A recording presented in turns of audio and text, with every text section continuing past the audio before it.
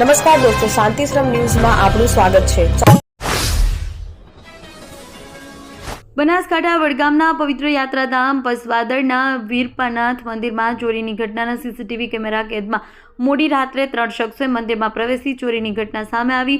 મંદિરમાં સોના ચાંદીના દાગીના સહિત રોકડ રકમની ચોરી કરી ફરાર થયા। સોના ચાંદીના આભૂષણો સહિત દાનપેટીમાંથી રોકડ રકમની ચોરી કરી ફરાર થયા। સોનાની મૂર્તિ વજનદાર હોવાથી મૂર્તિની ચોરી કરવા નિષ્ફળ રહ્યા 3 શખ્સોએ ચોરીની ઘટના સીસીટીવી કેમેરામાં કેદ થઈ છે। છાપી પોલીસ પેટ્રોલિંગ ઉપર અનેક સવાલો ઉઠ્યા છે। છાપી પોલીસ સહિત ડોગ સ્ક્વોડ FSL ટીમ ઘટના સ્થળે પહોંચી વધુ તપાસ હાથ ધરી છે।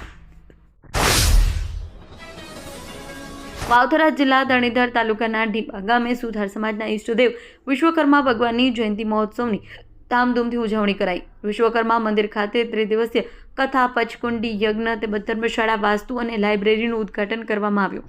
વિશ્વકર્મા જયંતિના દિવસે મહાપૂજા અને મહાઆરતી સાથે મહોત્સવની પૂર્ણાહુતિ કરવામાં આવી। વાવથરા જિલ્લાના સુથાર સમાજના ભક્તોએ મોટી સંખ્યામાં હાજરી આપી આશીર્વાદ લીધા। ધાનેરા ખાતે યુજીસીના કાયદાને પાછો ખેંચવા ધાનેરા નાયબ કલેક્ટરને આવેદનપત્ર આપ્યું। ધાનેરામાં આજે લાલચોક ખાતે મોટી સંખ્યામાં દરેક જાતિના ભાઈઓ એકઠા થયા હતા અને લાલચોકથી લઈ નાયબ કલેક્ટર કચેરી સુધી રેલી સ્વરૂપે જઈ આવેદનપત્ર આપ્યું હતું। યુજીસીનો કાયદાથી અનેક જાતિના લોકોને મુશ્કેલી પડે તેમ છે અને આ કાયદાથી ભાગલા પડતા હોય, જેને કારણે યુજીસીના કાયદાના વિરોધમાં આજે ધાનેરા ખાતે મોટી સંખ્યામાં લોકો ભેગા થઈ નાયબ કલેક્ટરને આવેદનપત્ર આપી ઉગ્ર રજૂઆત કરવામાં આવી હતી। ખીમાણા ટોલ પ્લાઝા ખાતે નેશનલ હાઈવે ઇન્ફ્રા ટ્રસ્ટ દ્વારા સડક સુરક્ષા જીવન રક્ષા અભિયાન અંતર્ગત હેલ્મેટ વિતરણ કાર્યક્રમ યોજાયો। આ કાર્યક્રમ રોડ સલામતી મહિના અંતર્ગત યોજાયેલી વિવિધ પ્રવૃત્તિઓની પૂર્ણાહુતિ રૂપે આયોજિત કરવામાં આવ્યો હતો। કાર્યક્રમ દરમિયાન રોડ પર ચાલતા 100થી વધુ 2 વ્હીલર વાહન ચાલકોને હેલ્મેટનું વિતરણ કરવામાં આવ્યું। ઉપસ્થિત મહાનુભાવોએ હેલ્મેટ વિતરણ કરી માર્ગ સલામતી અંગે મહત્વપૂર્ણ સૂચના આપી હતી। Simco sunlight pants queen સાફ્ટર મશીનથી colour બનાવનાર નવીન ઘરને સુશોભિત કરવા એકવાર અવશ્ય મુલાકાત લો। Simco sunlight pants.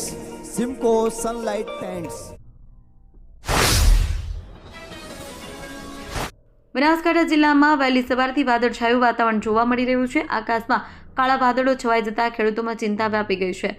કમોસમી વરસાદની શક્યતાને કારણે ખેડૂતો તેમના પાકને નુકસાન થવાની ભીતિ સેવી રહ્યા છે। ખાસ કરી ઘઉં, રાયડો, બટાકા અને વરિયાળી જેવા તૈયાર પાકોને કમોસમી વરસાદથી ભારે નુકસાન થઈ રહી શકે છે।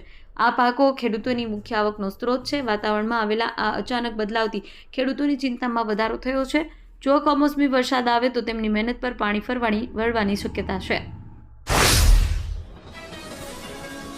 દિયોદર હાઈવે પર આવેલા કૃષ્ણાનંદગીરી મહારાજના સ્ટેચ્યુ નજીક આજે બપોરે 3 વાગ્યાના અરસામાં ભારે ટ્રાફિક જામ સર્જાયો। ટ્રાફિક પોલીસની ગેરહાજરીને કારણે વાહન ચાલકોને હાલાકી ભોગવવી પડી। ટ્રાફિક જામ 1 કલાકથી પણ વધુ સમયથી યથાવત રહ્યો હતો, જેમાં સંખ્યાબંધ વાહનો ફસાયા। ખીમાણા 3 રસ્તાથી લઈ મામલતદાર કચેરી, રેલવે પુલ અને રેસ્ટ હાઉસ સુધીના રસ્તા ઉપર વાહનોની લાંબી કતારો જોવા મળી। દિયોદરમાં કેન્દ્ર સરકારના નવા યુજીસી કાયદાના વિરોધમાં જનરલ કેટેગરીના સમાજો દ્વારા રેલી યોજવામાં આવી। રેલીમાં મોટી સંખ્યામાં આગેવાનો, યુવાનો જોડાયા હતા।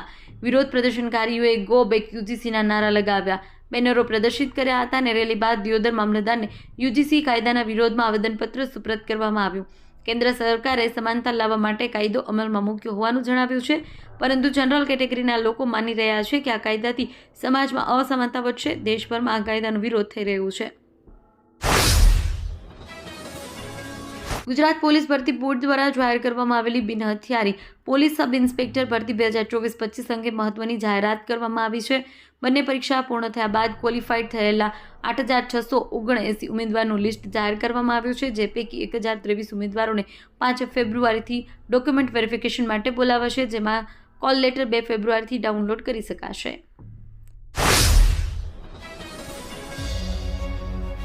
ઉત્તર ગુજરાતનો એકમાત્ર multi city mall happy mall જે આવેલ છે જિલ્લાના વેપારી મથકો દિયોદર, ભાભર, રાધનપુર, વરાહી અને થરાદમાં, જ્યાં મળશે આપને વ્યાજબી દરે જીવન જરૂરિયાતની તમામ વસ્તુઓ તેમજ કપડાં, ગિફ્ટ આર્ટિકલ, પ્લાસ્ટિકની તમામ સામગ્રી, ક્રોકરી અને બીજું ઘણું બધું વધારે। તો આજે જ આવો હેપી મોલ અને કરો ખરીદી તમારી મનગમતી વસ્તુઓની.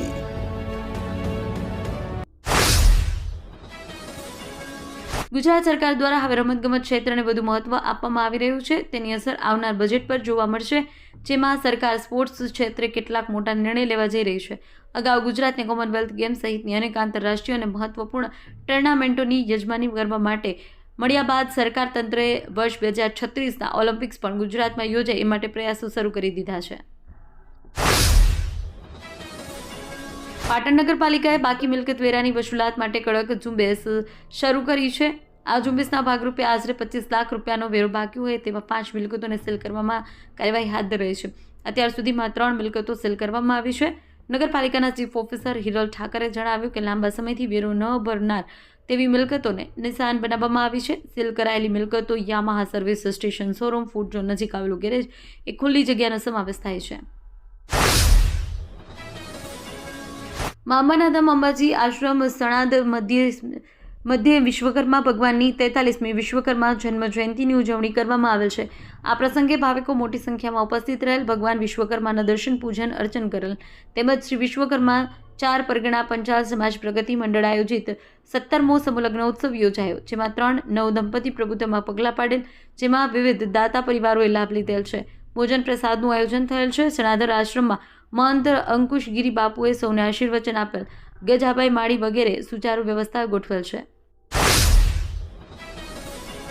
નવનિર્મિત વાવથરા જિલ્લામાં 77મા પ્રજાસત્તાક પર્વની રાજ્યકક્ષાની હર્ષભેર ઉજવણી કરવામાં આવી. ઐતિહાસિક આયોજનને સફળ બનાવવામાં પાયાનું યોગદાન આપનાર કર્મવીરોને અભિનંદન કાર્યક્રમ ગુજરાત વિધાનસભા અધ્યક્ષ શંકર ચૌધરીના અધ્યક્ષસ્થાને યોજાયો હતો. પ્રસંગે પ્રજાજનો વતી જિલ્લા વહીવટીતંત્રને અભિનંદન પાઠવતા અધ્યક્ષ શંકર ચૌધરીએ જણાવ્યું, વડાપ્રધાન નરેન્દ્ર મોદીના માર્ગદર્શન હેઠળ આજે થરાદ જેવા સરહદી વિસ્તારોમાં રાષ્ટ્રીય પર્વની ભવ્ય ઉજવણી શક્ય બની છે.